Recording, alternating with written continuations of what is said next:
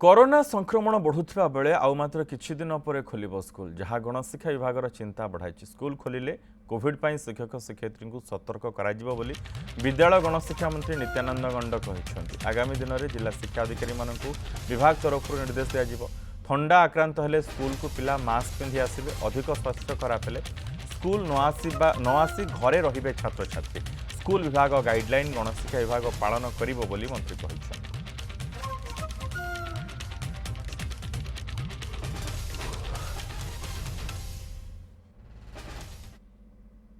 निश्चय जितेबाला कोविड बढ़िबो सेतेबेले निश्चय ताको समस्त को स्कूल शिक्षक एवं छात्र छात्री समस्त जो मैंने जितेबाला स्कूल खोल से समस्त को सतर्क करा समस्त सावधान रहा कथा